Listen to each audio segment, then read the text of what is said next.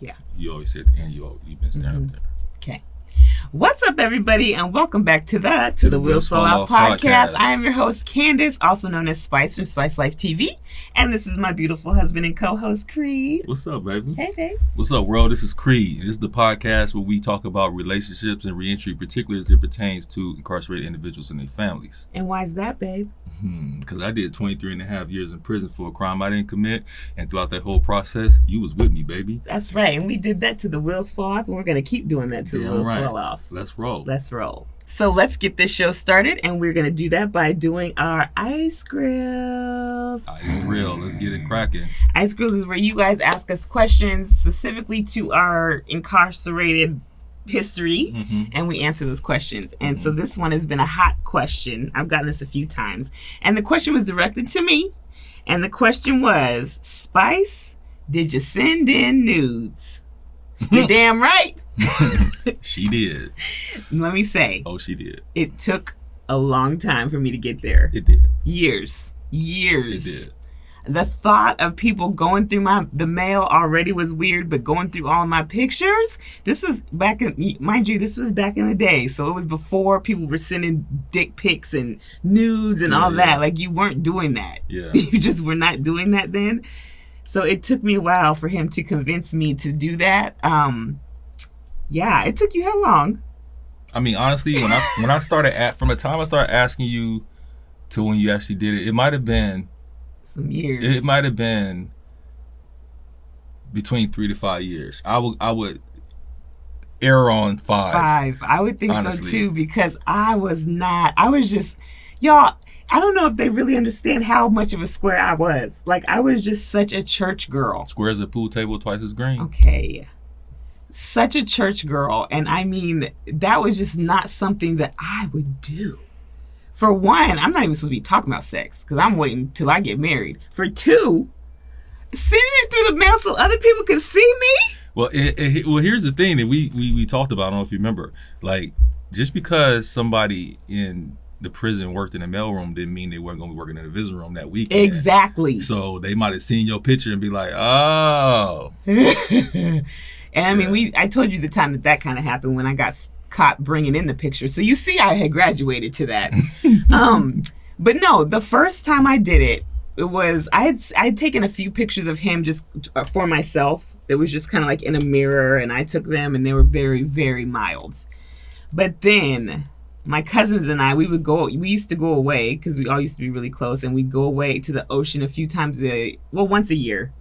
And this one time, I don't think they knew what they was in for, but I was like, y'all, we about to have us a photo shoot. So I packed my shoes, I packed some little lingerie, I packed the bras, and they were just helping me pose. They was putting stuff in the right positions, and they were helping me. And after a few shots, it just became a thing. When you first presented it to them, were they down? Or yeah, were they were down. They were like, yeah, let's do it. And I was just like, I mean, I was shotting it up. So that was my first one. And then they did a few of them for me. Where, I mean, because we were cousins, but we don't just be naked in front of each other. We never were like that. So that was awkward for me. They did it, I think, for me a couple times. And then I moved on to some friends. I had Jody. Jody did it for me one time. Sadia, she helped me out. She actually was the one that gave me, she helped me get tips on, how to do the pictures and to really kind of make them sexy. And, she's just good at that kind of thing. So she was great for that. And then even when I went to Florida, your old friends, they helped me do it too. So, yeah. We would use little props if we needed to. We had a picture we had a message to convey. When we got there, we was sending in pictures. And make sure you call them ex-friends. Yeah, ex-friends. Okay, ex-friends. Yeah, ex-friends. But I mean, I remember the very first time you did it, you didn't tell me. No, because I didn't think I was going to actually send them to you. Yeah. And I don't want you, because he used to be. And early on in his day, he was very like a harper. If he wanted something and it was in his head, he just that's all he kept talking about. And I didn't want to say, oh, I'm going to take the pictures, and then him be on me about it all the time, because then I would chicken out and be like, no, I'm not doing it. Too much pressure. Yeah, smart girl. So I did it, and I think I made you a calendar. You did make me a calendar. That at one point. No, that was the one with Jody. I made you the calendar. Yeah, I remember that one. Yeah, because me and Jody is the one that I ended up hooking up with Gangsta. This is the only prison connection I ever did in my whole 20-something years. And it wasn't even intentional, honestly. But so she was with him and we swapped. Mm-hmm. I did her pictures, she did my pictures. Mm-hmm. It was just titties and ass everywhere. Very dope of you, baby, to do that. And it was, I remember when I got the calendar, I was so happy because those were big pictures. Those were big. I blew them up. Compared to the other ones. The little 4x6s. I was like, I got big titties up in this motherfucking cell right now. Ooh, big ass. My other concern was like, okay, you're in there with a cellie. Is he gonna see the pictures? Like if he sees you looking at him, is he gonna be behind you and be like, "Ooh, what's he looking at?" And then be like, "Ooh, yeah, nah." Like I didn't know whoever accidentally almost on purpose saw my pictures, but at that point, I mean, even at this point, I'm sure there's been copies made. If someone wanted to make copies, they'd have plenty of pictures of me, and I might have my own OnlyFans by now. Who knows? Just don't run for office. We were prison-wise, we're probably the original OnlyFans. Because we've been putting them pictures out from the beginning. Honestly, you might have a point there. You might have a point. But, I mean, yeah, the pictures was dope. I mean, for us, respectfully, when you get pictures like that, you don't pull them out until, if you have a cellie, until he's gone. Mm-hmm. You know what I'm saying? Now, of course, you got some cats to be like, look at my girl. But, respectfully, that's the only time you pull it out. He go to yard, he go to gym, he go do something, he go to chow. You pull your pictures out, you enjoy them for a little bit, tuck them away in your box. Slide that joint under the bed. I guess so. Mm-hmm. So yeah, to answer your question, there was some nudes taken, quite a few, and I have them all in my possession now. Yes, you do. He had to send them out at one point. They stopped letting like actual full body nudes, like you couldn't show titties, you couldn't show. Well, you never could show private. You always had to have your hand over that. Mm-hmm. But they weren't letting booty pics anymore. It was just like very soft porn. They had to have underwear on if they were showing. Yeah, like silly. Lingerie stuff, which is so. I mean, I guess I get it, but it's like these are some grown men. I don't know why you would not let sex be something to help keep them calm. They felt like it would employ a sexual type of atmosphere around there, but like it didn't already. That, but you created that when you took the sex away. That was a that was a release, right? For Cass, literally. Yeah. Okay.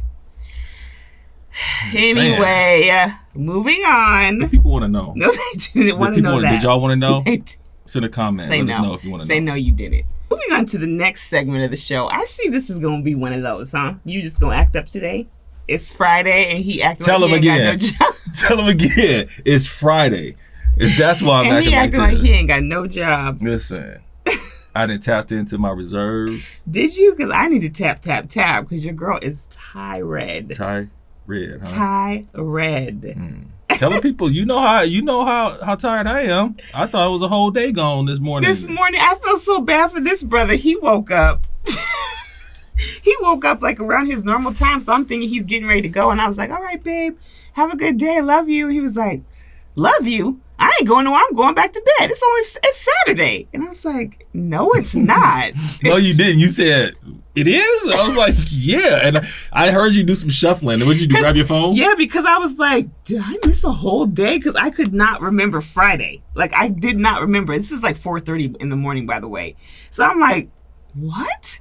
I look and I was like, babe, no, it's not. It's Friday. And I felt so bad because I've had that happen where you're just like, you know for sure it's Saturday and then find out it ain't. That is the most devastating feeling. Especially when in my mind, I'm already saying, I'm so glad I'm going to go to work today. And you got to get back in. He was going to go pee and get back in the bed. And you know get back in the bed. I went to go pee and I went to go get me something to drink. My throat was itching, right?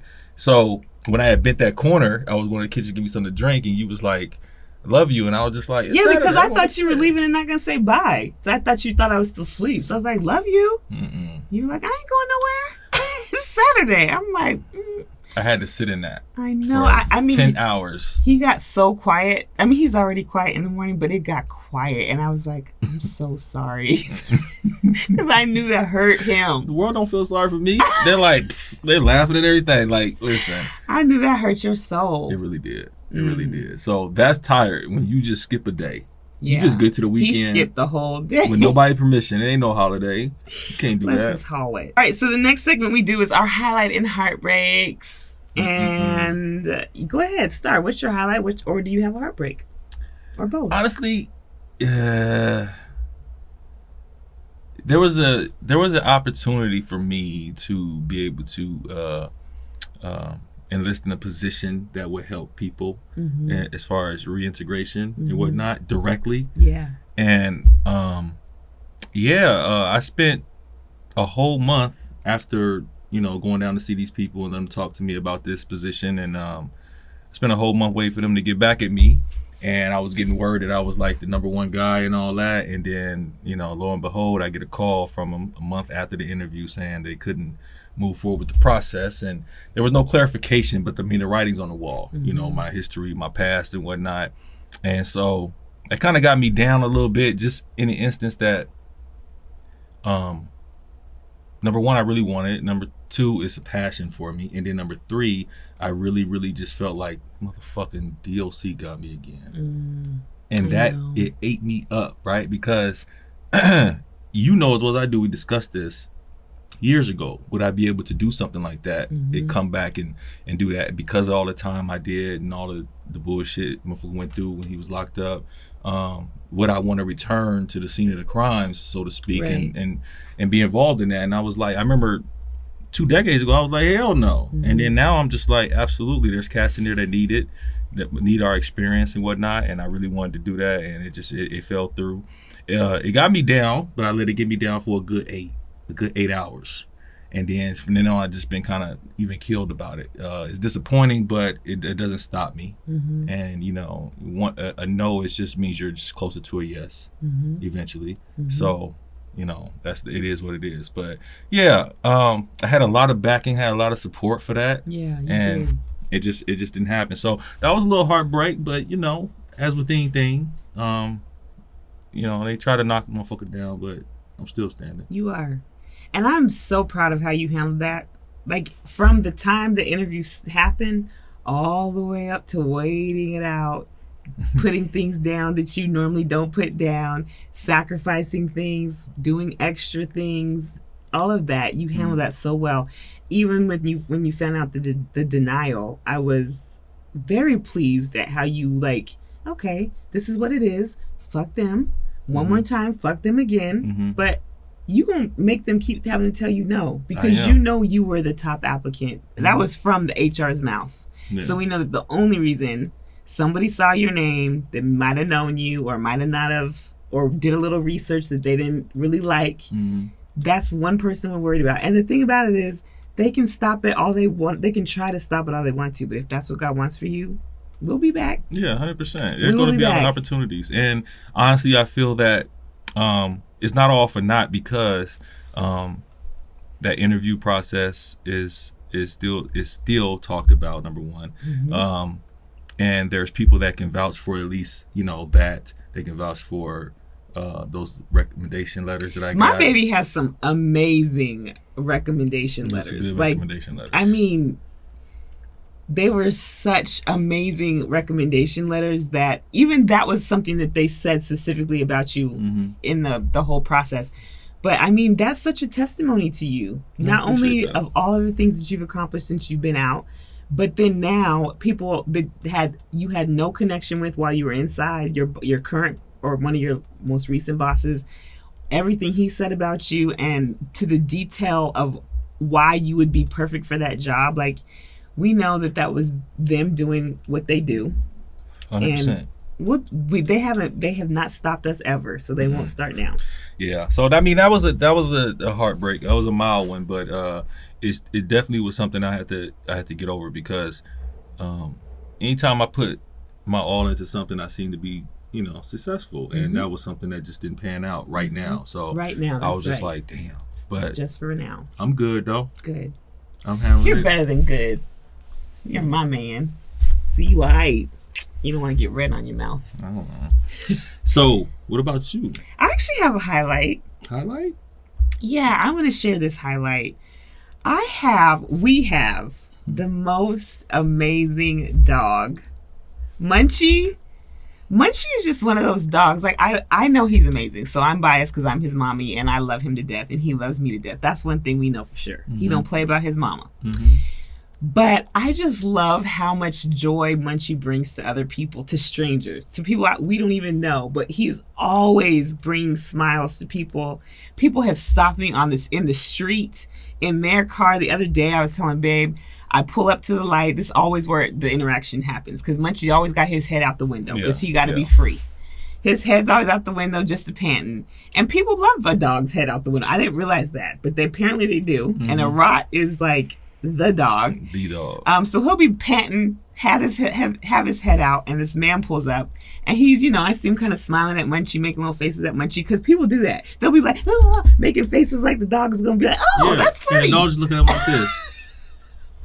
So then all of a sudden he cracks his back window. I see him crack his back window, and he has these two little yappy Yorkies, and they see Munchie, and they're just like, and it was just kind of comical, because Munchie just kind of he just kept doing this like, and we're across from cars, but the car next to me on this side, that man, and the car behind him, they were just having the time of their lives watching these dogs interact. And really? They weren't really interacting. They were trying to bark at Munchie. He was just looking at him.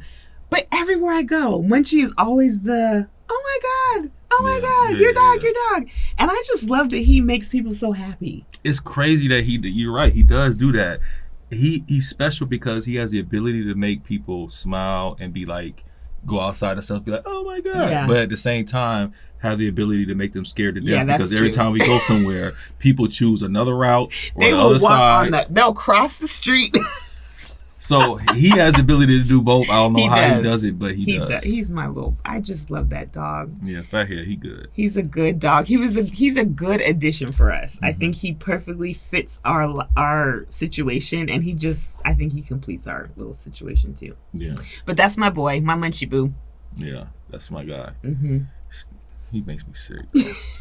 Every morning I got to gauge, like, what you on today? You on being bad or you on that's chill? The thing. They both are gauging each other. Munchie, he temperature checks Babe all the time, because he's typically more of the disciplinarian with him. I mean, I get on him and he knows when I'm serious and not, but they be going at it a lot because this is this alpha thing. But Munchie, like, when he sees me, automatically jumps up, comes to mommy, and he's all excited. When Babe comes, he's like, are you cool today? Are we going to have a problem? Are we beefing? Like, he'll just kind of walk to his room and just sit in his room until he sees that, okay, he in a good mood. Mm-hmm. But this is the thing. I'm like, leave my dog alone. I always tell Munchie, you've been getting on him, because it's always consistent. If you've been getting on him today or he's been in the way, he does temperature check me. If he's been good and you ain't been yelling at him, I'll come in. He'll come up to me. Oh, you think that's me? Absolutely. Like, That's me. Okay. No, I'm not saying it's your fault. What I'm saying is, if he kind of knows that, like, I've been bad, oh shit, he home. Oh, you like, I'm gonna tell you that? Yeah, like, shit, because the days you be like, he been chill today. That'd be the day he come up to me and be like, and sniffing and all that, and he want to jump on me and all that. But then the days that you be like, I'm 2 minutes off of him right now. He'll go in the kennel when I come downstairs. See, I don't even know if that's true, but maybe sometimes. Mm-hmm. I think maybe that could be sometimes. But I've seen where we both will be chilling, and he'll be chilling with me, and you'll come down the stairs, and he'll just be like, okay, let me just go over here until we see. And I don't mind that at all. You check it. He'll be looking at me like, is it cool? Is it cool? And you tell him, it ain't cool. Or I'll be like, Munchie, come with me. Yeah. Like, come with me. He's not in a good mood. Munchie, come here. Come over here. Come with mommy. Because like, them two are like son and dad, but also like brothers. They be fighting all the time, and it's fun until someone gets hurt. Mm-hmm. He gonna get hurt. It ain't even. But you know what? He's been good lately. He's been great. I have not had to get in his ass lately about anything. I think he's just getting a little older. He's learning more. He's catching on quicker. I mean, he's only 1. And you be talking to him acting like he's 5. He's 18 months. Yes, he's 18 months, but still. Shit. Don't be that parent. Yeah, I'm that one. I'm that one. You're going to learn quick. He's 18. You're going to spend more time as an adult than you are as a kid, so you might as well get it cracking. He's a baby. He's a puppy, and he's not neutered. So he has all kind of energy. And she got all type of excuses for him. Whatever. Just like that. Y'all he's see amazing. Y'all see her? He's my sweet little baby boy. He's sweet most of the time, though. That's my guy. I really enjoy his temperament, though. His overall temperament is just cool. Like, dogs be tripping on him. He just be like, unless they be talking a little bit too much. Yeah. And I think, well, Babe thinks that if they're talking too much and if I'm there, he'll start to kind of like get back. But sometimes, because he never really is aggressive like that. So whenever I hear him do like a real bark or him kind of show teeth or get aggressive, I'm like, oh, who is this? Mm-hmm. Where did that come from? Because he's just a big love bug. He is. But he don't play if it's not time to play. So other dogs be barking at him. They be like, sucker, sucker. Sucker. Be like, who you calling sucker? Who you calling sucker? Sucker, get out of here. Beat your ass and your mama's ass. That's when he trip. That's when he trip when he hear that. He be like, what? Who you talking about, my mama? Yeah, that's when he trip. That's when he trip. But yeah, he's a good dog because when I take him for a walk or I take him somewhere and there's a bunch of dogs, he don't do that at all. He don't be snapping on dogs and all that. But you take him, you be telling me like I be having to pull the leash because we have the little collar that you can like kind of adjust with him, the pinch collar. And I be having to yank that thing because he be jumping up trying to get them dogs. Mm-hmm. I'm like, boy. Anyway, that's my highlight. Talk about the damn dog, yeah. I could talk about him all day. Feel free to check out my Instagram. You'll see him all over. He also has his own page, Munchie the Rot, on Instagram. So check him out. Yeah, he's worthy. He's my boo. Let's get into this episode. Let's do it. So here's another popular question. This isn't just one that we get from viewers. This is one we get from friends and family. I think family kind of knows by now because I think we put that message out there. Okay. But the topic or the question is, when are we going to have some kids? Y'all going to have some kids? Now, the reason I think a lot of people do still ask that is because before you came home, I was on this Manifesting Twins campaign. Mm-hmm. If y'all stuck around and y'all was with me through the Love After Lockup series I did, y'all remember everything was #twins, #team twins, twins 2022. Like I was all twins. I wanted these babies. Mm-hmm. And honestly, I wanted kids before I wanted to do anything else. That was like, I wanted to be a wife and a mother. And I wanted to turn 18 and marry me a military man and have me some babies. That was what I thought I was going to do until my mom was like, hell no. You need to not have this be dependent on no man and get you an education and get you a job. So, but the idea was always that kids were going to be in a part of my life. Mm-hmm. How about you? Did you always think kids were going to be? I mean, yeah. I mean, before you and I got together, you know what my plan was. I was just going to have me a boy and that was it. It was going to be me and my boy, you know. He thought he was going to be a single dad. Like, he was just going to have a baby and the mom was just going to drop out. Not drop out, but I just kind of felt... I didn't... The family dynamic wasn't really on my mind back then, you know. And so then we get together and, of course, I was like, yeah, I definitely want to have kids with you, right? Oh. And so then, for years we talked about that. But, you know, as time went by and... we gotten older and you had more experiences, things have changed, and you know, we just plans change. Yes, things changed. We did get older. We did have changed our stance on that, but I will say there were reasons that we changed our stance on it. It wasn't just like, oh yeah, no, we don't want to have kids no more. Right. When he came home, that was still our focus. I think we were gonna do the wedding. We were gonna start working on practicing having these babies because I was getting up there in age. I think, the year we got married, I had turned 40 that next month. Mm-hmm. And, you know, everybody at 35, they already are calling you geriatric pregnancy. So I was already on the hospice list as far as pregnancies go, according to the hospice list. According to how they would talk about you, which, by the way, it was so disrespectful. I even started documenting it. I have a lot of it documented because I just could not believe the information I didn't get or the information I was getting, the comments I was getting, the vocabulary that was being used. But yeah, so I had started documenting it because I thought I had been looking at a lot of information and I wanted information from someone that looked like me.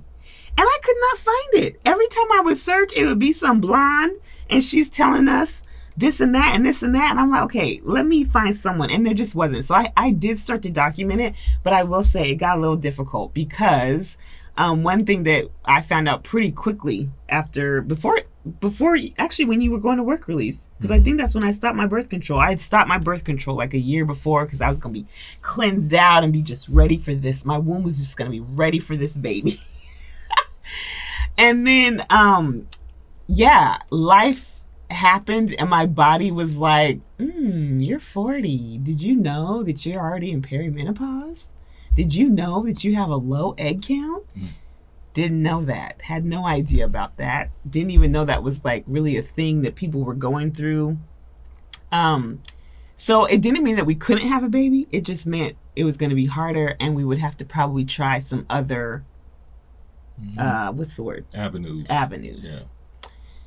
So we went down that route for a little bit. We explored that route rather. And during that whole time, y'all, I was like devastated. I don't even think devastated is the word. I was crushed. I felt like my body just betrayed me. And I felt like one more thing prison took from me. I didn't get like, I mean, if you've done prison, you know. But there's just so many things you miss and that you don't get. And one of the things that we were very clear and intentional about was waiting to have a baby. Because we wanted to experience the whole thing together, for one. But then two, we wanted to not have our kid raised in a prison setting. We didn't want them to know that that was a major part of their life. And because we chose to do it that way, and then finding out that like, oh, well, now you guys might have waited too long. It was heartbreaking. Yeah, it was a trip.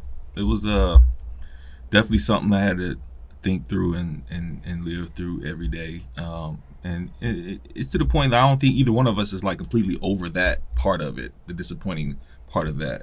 Yeah, but it just, I think God was really instrumental in being able to help us get over the hump and see that we wanted them, you know, but there's so many other parts of our life that's necessary also. And we were able to focus on that, because when it first happened, I was wondering if we could focus on anything else. Like, it was huge. It was, and that was also kind of what I didn't want, because I had kind of delved into all of the, like, you know, the expecting websites and all the apps and all that, and it can become so overwhelming and consuming. And literally, like, everything you do, you start not criticizing, but analyzing, and like, oh, am I ovulating? Is this mean that? Could I be? Is this and so every single day was just this like, Am I? Can I? Is it close? I'm buying all the ovulation tests. I'm buying all these things. I'm like, oh, we need to time it. Let's go. We got to do it right now. And like, it was just a lot. And I think it made it a little more stressful. And so we talked to different doctors. We found out like what our chances are, what we should do. And they were I appreciated that they were very honest with us and not selling us any dreams. And the options they gave us, from the time he told it to me, in my spirit, that was not something I wanted to do.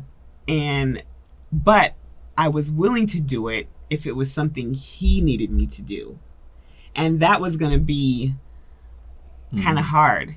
And so when we talked about all of our options and we were kind of going through all of it, and I had just kind of start going like down the path of like, okay, this is what we're going to do, because I kind of just assumed that was, like, we said we wanted to have kids and this was the way to do it. So I thought like I needed to know and be ready. So if he says this is what we're going to do, I know exactly what's going to happen and be ready to do that. And it just seemed it just did not bring me any joy. Like I cried harder about that whole scene and seeing how it all went down, like what goes on with it. And that was more sad to me than I think the news of it just being, the news of it being more difficult and it not happening like we wanted to. And so we finally like kind of talked about it. And it wasn't until you really kind of were like, you do know I don't need to do that. And I didn't really know that, because I thought that was the plan. We have to have these kids. And I of course have to have the kids. So it wasn't until you kind of pulled me to the side and was like, I'm just fine with how we are. Like, I want a kid with you. If I have kids, I want them with you. But if we don't have kids, I'm not going to feel like my life is any less. And that remains true. I appreciate you telling me that, because I didn't know that necessarily. And I wasn't sure if that was going to be true for me. And I felt like, again, it was just kind of like another betrayal of like my body and of like all this time I've sacrificed and all these things I gave up for us to finally be able to have some like little fairy tale in this whole piece of hell. Mm-hmm. And then one more thing just snatched from me. Mm-hmm. Yeah. It was very hard. And I didn't think I could honestly live through that. Like, I didn't see how I could get through that. It was a very difficult time. But I remembered I started really praying. And this is when I was really, really, really like building my relationship with God and making it stronger. And I asked him straight up. I was like, God, if this is not what you want in my life, I need you to remove the desire from my heart, because I can't just have this desire and keep moving forward. Like, I need you to make it distasteful. Like, I need it to be not something I want anymore. Mm-hmm. Never thought that would happen.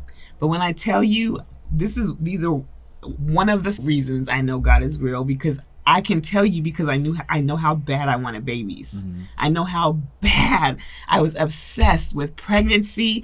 I wanted to be pregnant so bad. I've always wanted a witness of live birth. Like, I would just be up late at night before he even came home. It's like for years, I would just watch birthing videos. Like, I was obsessed with it. Now, come ask me if I want to be somebody's mama besides Munchies. No, listen, because we witness it, we see it. It God, looks like do we a lot. see it? It looks like a lot, which is crazy because I know I was locked up, but I've seen plenty of women with kids. Never looked at it in the light that we started to look at it. Like, oh, I don't know if I want to add that to our life. Yeah. For one, kids are definitely for young people. I think they're definitely for young people. Yeah. But then two, we started seeing the people around us with their kids and how that was all they ever did. Mm-hmm. That was all they could talk about. That was all they thought about. They couldn't do anything else around their children. And they seemed to be fine with that. We were not. No. We were just like, that. We did all this time. And yeah, kids are part of we would love to have like that as part of our family. But I'm telling you, as I asked God to remove that from me, he just made it so visible as to why I didn't want it. The people I saw with them and how they were doing it was like, hell no, couldn't do it. Yeah. The other kids and other people's kids that just are like, that control their life in the way that I'm just like, hell no, couldn't do it. Not saying that they do control those people's lives. I'm saying that's how we viewed it. It was just like, I cannot be controlled. Yeah. I want to have some free time. I want to be able to freedom. Let me find a babysitter. Like, let me do this. And people just do their thing different. And we just were like, no. We don't want parts of that. I don't want your kid running my life. Yeah. I don't want the fact that I'm over here, your kid is running my life. I don't want that at my house because I see how they run your life. Yeah. I'm cool. Yeah, no disrespect to anybody who has kids or who has come home from a similar situation and wants to have kids. No disrespect at all. I just, for some reason, the fact that I'm home and we're together and we have our life together is equally as much of a blessing as having a kid would be, if that makes sense. Like, it's just, it's on the same playing field. It's on the level playing field. It's just like, I love real my life. Quick, I just want to be clear. I'm not saying what I was saying about people and like their kids are controlling and all that kind of stuff. I'm saying when I asked God to remove that from my heart, that's what it was like. Those are the things that I saw that were just not going to resonate well for me and were easy for me to say, not my thing anymore. And there's plenty of kids that I'm grateful. There's plenty of kids that I have in my life that I can take when I want them and I want to love on them and spoil them. And then there's kids that I can give back. Hopefully one day I'll have some nieces and nephews of my own that I can love on and care on. My job as a social worker, I work with first-time moms, so I do see babies and I get those little baby sniffs when I need to.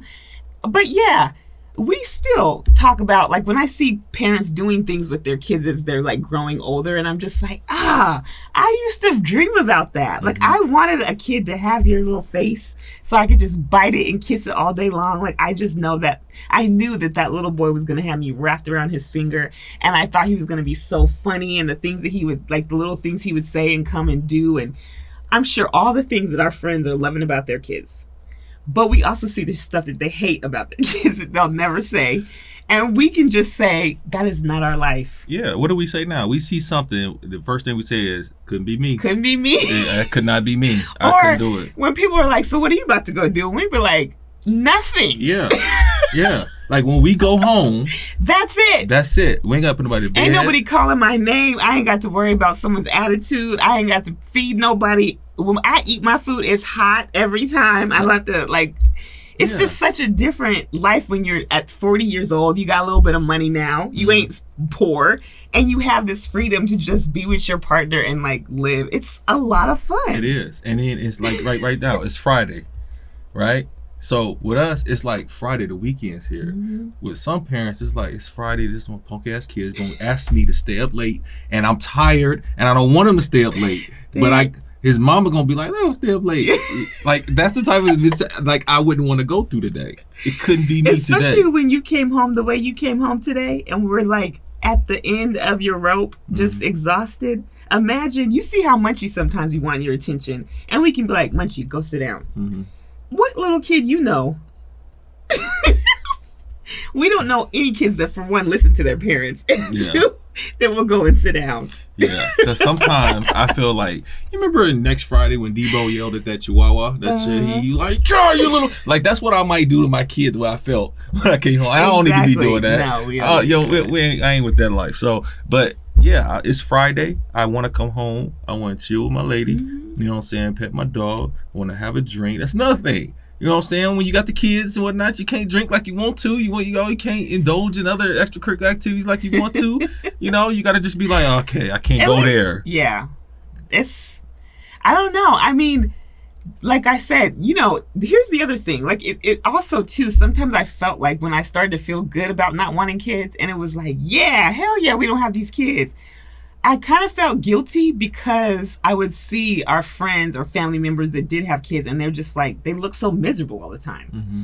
And then you're just like, no, but they don't feel like they're miserable. And that is their choice. Just because it looks miserable to me, that doesn't mean that it is for them, and they can enjoy that over there. Yeah, no doubt. We can just do this over here, and that's fine. That is fine, 100%. But yeah, like I said, that desire to the degree that it was isn't there. It's so crazy to me that how much it's not gone, because even when I can be sentimental and be like, man, I thought I was going to be the mom that had all the kids come over, and I was going to have I was always going to have food, and they'd be like, yeah, we're going to their house. I was going to be the house mom. Okay. So piggybacking off of that, we'll be watching a movie or something, and that'll be that scenario. And you'll be like, that's what I wanted to be. How does that feel with you now? Does that make you sad when you see that, on TV or something like that? No, it doesn't make me sad. There's certain things, when I see certain interactions between parent and child where it's you did that, where it would let a parent know, I'm doing a good job here. Little things that kids might do to let you know, okay, they're listening or they're paying attention.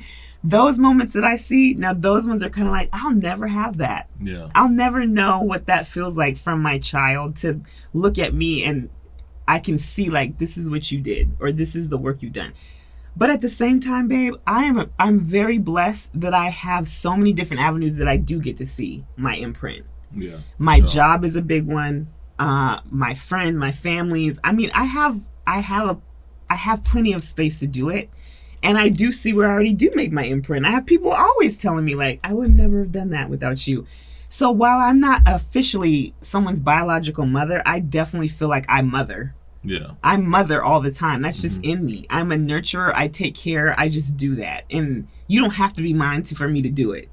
And I think that's one of the true signs of a mother. You just take care of who you see needs to be taken care of. Mm-hmm. And I will always be that. That's in my soul, is to just take care and nurture. And I get to do even more of that with my two boys. I spoil them. These two are good at that house. And I love that. The other one's talking about Munchie. Yeah, Munchie. She said these two are pointing over here at one the person. Munchies. I always say Munchie squared. They're the Munchies. Yeah, but yeah, you do. You take excellent care of us. And honestly, when you're with that dog, there's so many times I'd be wanting to say during the week, but be like, babe, he's a dog. He's not human. Just like you throw it at me when I get mad at him. When you show him certain type of affection, I'd be like, babe, he's sick. Like what? He's just honestly, it's just you want to walk around with Munchie right here all day. Oh, if I could carry him, I would. If he could be carried, he would. You showed me a video the other day of what she was cooking. This woman was cooking and holding the dog on the shoulder, and it wasn't no small dog. It was a golden retriever. And then he, knowing that he's spoiled on this little video, what'd he do? Put his head on her shoulder. I said, this is exactly what you would do. No, but see, Munchie melts my heart every day. Like, we have our routines that there are me and our time. He's gone, so I don't even know if you know we do what we do in the morning because you never see it. Mm-hmm. But we have our little routines where he gets his little morning pets and scratches. I know exactly where to scratch him and pet him. We wash his face. We wipe his face or brush his teeth out. We have our little moments. And I do feel like, okay, I'm getting him ready for the day.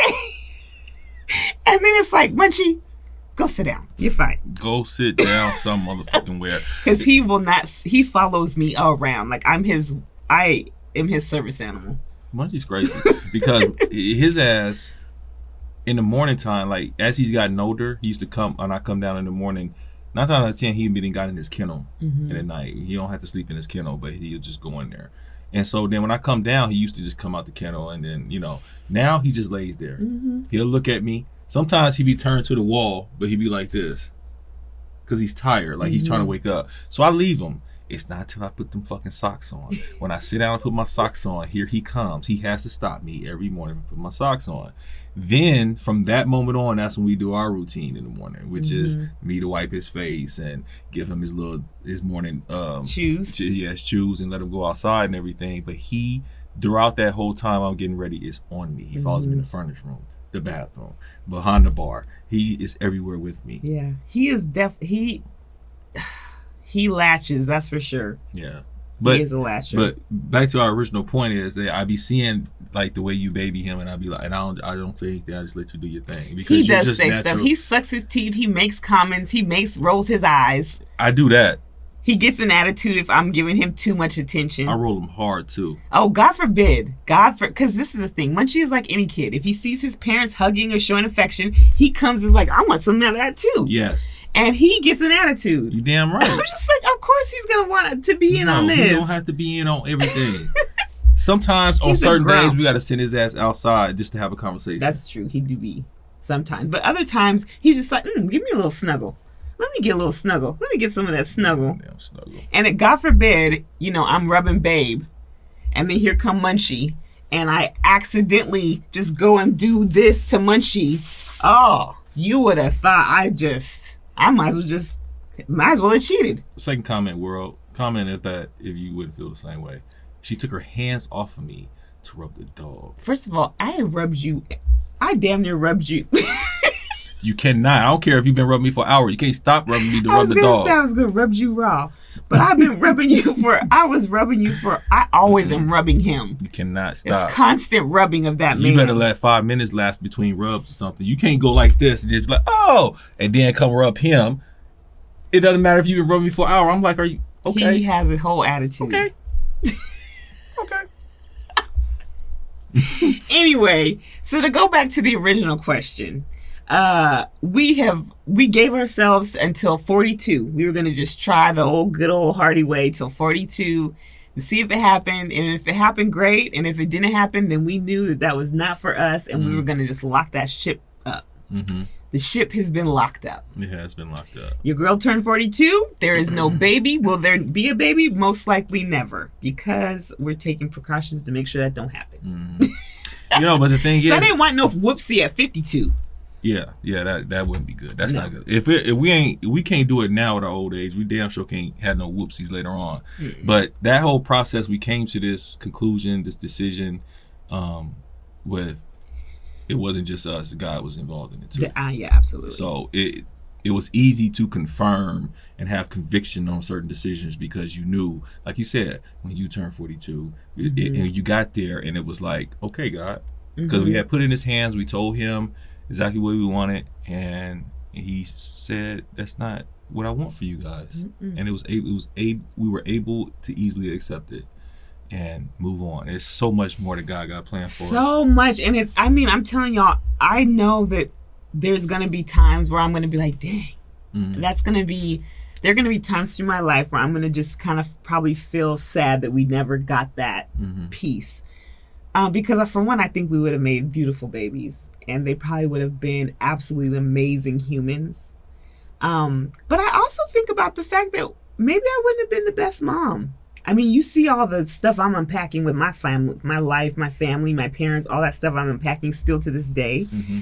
But who knows what the reason was? I don't think that was why. But I'm just saying we don't know what it was, but I'm okay with it being what it is now. Yeah. And I never, ever thought that I'd be able to say that without bawling. There was a time I could not even talk about this without not going into the ugly, my grandma just died cry. You couldn't think about it. I couldn't even think about it. I was broken, y'all. It was a 6 months of just constant tears. Mm-hmm. I cried like 3 times a day for probably 3 months straight. I saw you cry 3 times a day, so I think you actually cried more than that.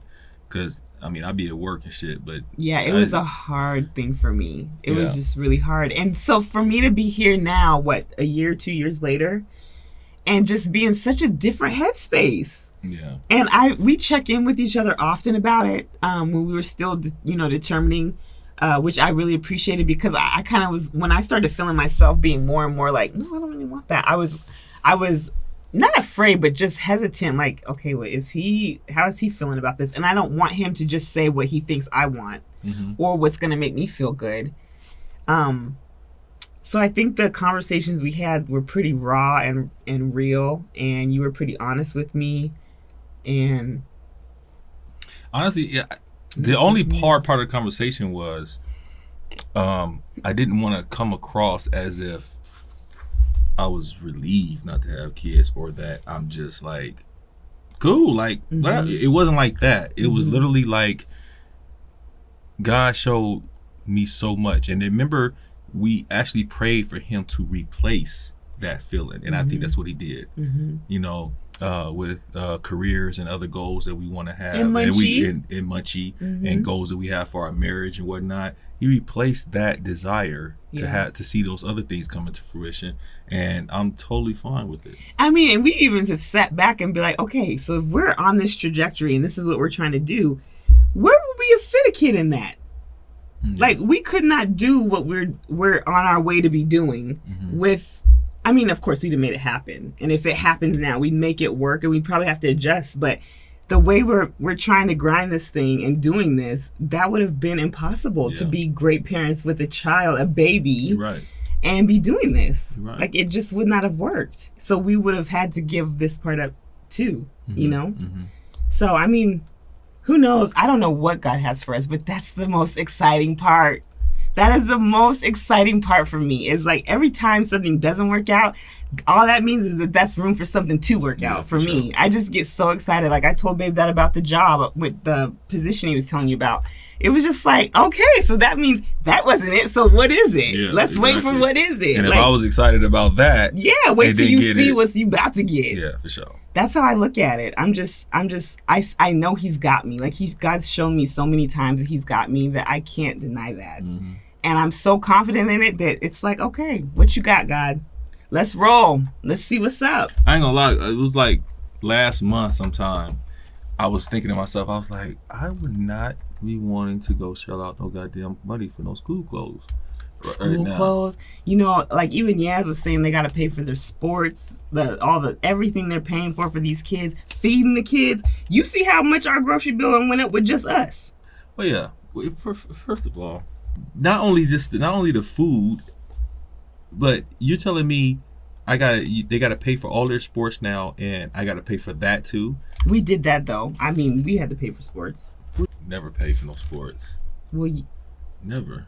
Oh yeah, we paid. Yeah, I never pay for no sports. School sports. Mm-hmm. Never ever pay for that. Yeah. Crazy. But yeah, no, I kids are a lot. They're expensive. Here's the other thing that I love.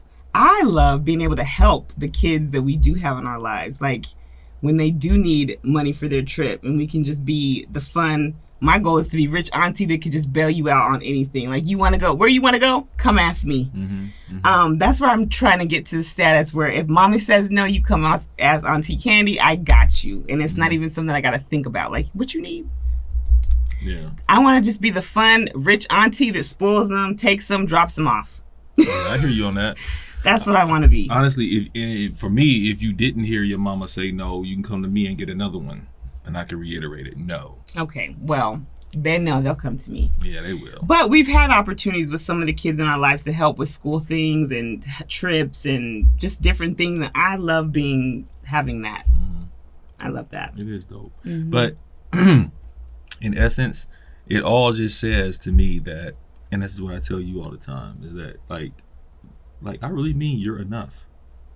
Like, I don't need anything else. I know. You know? I believe that. It's I'm not missing anything, mm-hmm. you know? Mm-hmm. And I can honestly say, yeah, a little girl that look like you, a little chocolate little bunny that look like you, I'll be through.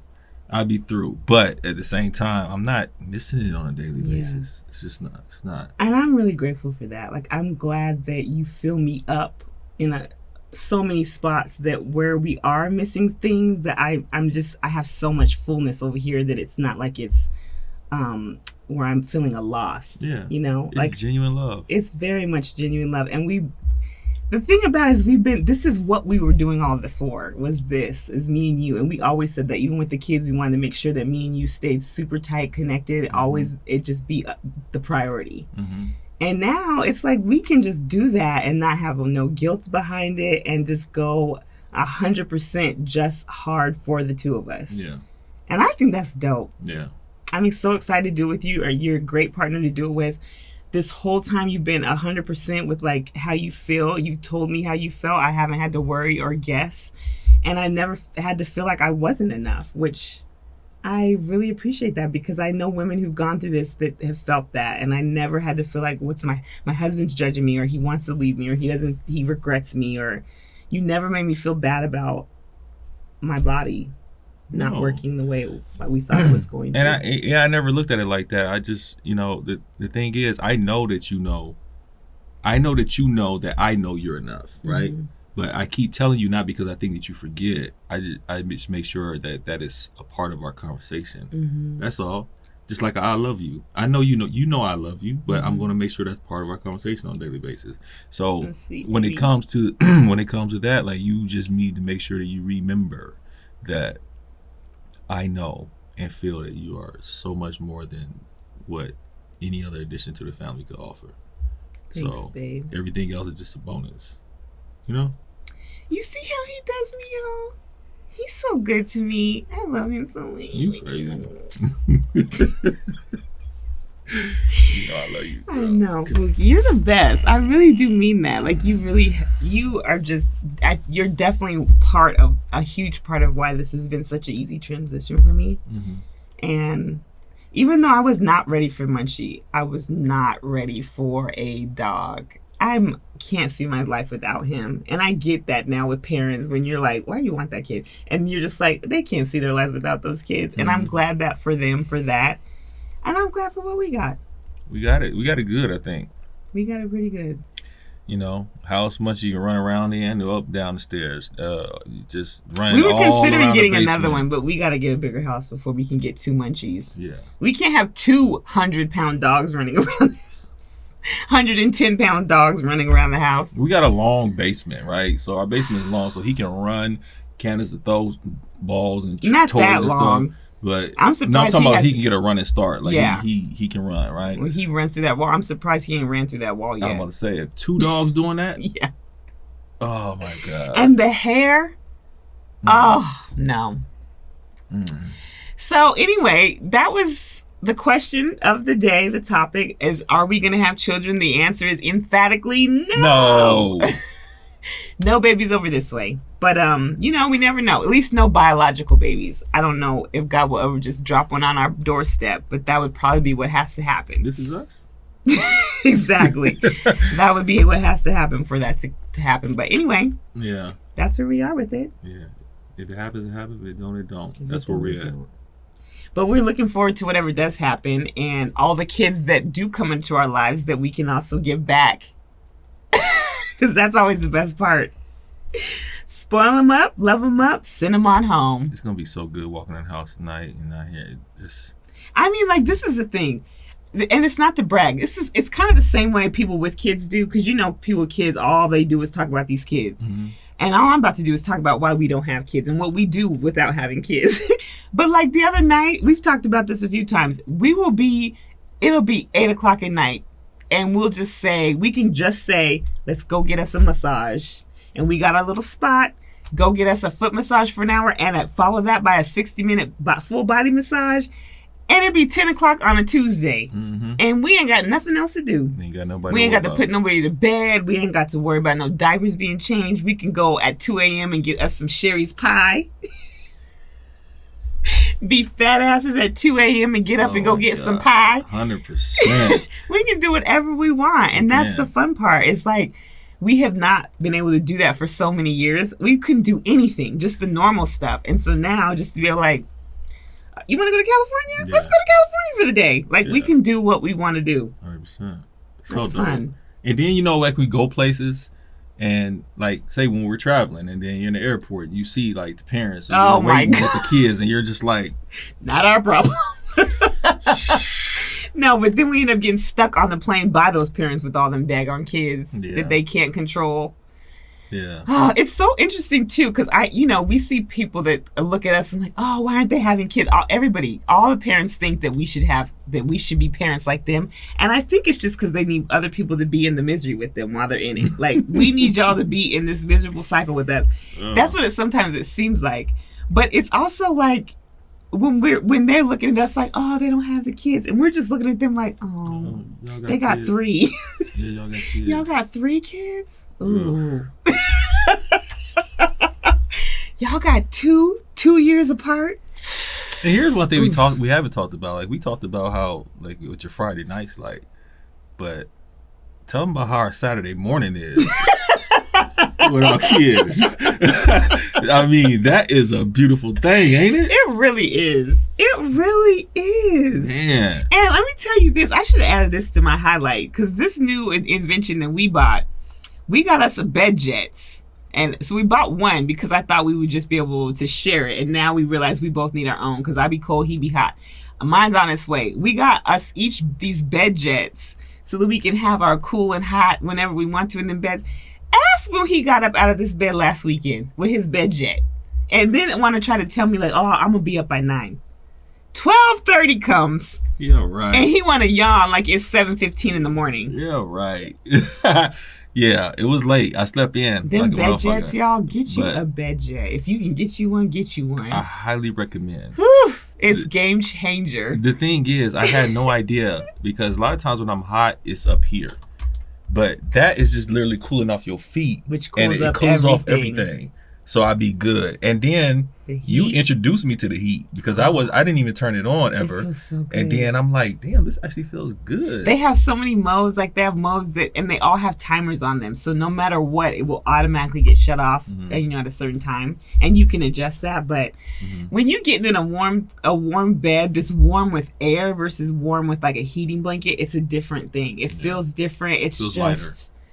It feels lighter. It's like sleeping in the clouds. So to give you guys a little context about this thing, it's a tube that's connected to a fan. A tube comes up and it goes right at the foot of the bed, and it blows air up under the sheets. You can determine the heat, the temperature, and the speed of the air being blown. And so I'm telling you, that's another thing I just realized, because I be waking up in the morning like, why the fuck do I keep falling asleep and not even know? You know how you get tired or whatever? I just be watching TV, and then it's next morning, and it's that damn bed jet. And they have it where it has a biorhythm where it will start to keep track, and it'll just automatically change the temperature to you. I was going to tell you to start using that. So then it learns you, and throughout the night, it'll just say, oh, you need a little bit cooler now. Oh, you need a little bit warm. Girl, get you one. Get you a bed jet. Yeah. Listen, we've been trying to not be talking our asses off so much, because we realize these have been getting long, and we want to keep these to a tight hour. So we're going to wrap this show up. We hope that y'all got your answers. No babies over here, but we are doing fine with it, and we're happy with where we're at. So I appreciate all the love and the questions and the concern. But your girl is good. Yeah, we're good. We're good. But yeah, I like that y'all asked, and I'm glad that we finally told y'all. I kind of wanted to make sure I was in the best place to tell you, because it's still kind of all new to us. And my family, I think all of my family knows. I've told them, like, no, we're not doing that part. But I wanted to make sure I was fully healed and ready to talk about it. And I am. So I'm glad that we got this part out and y'all know.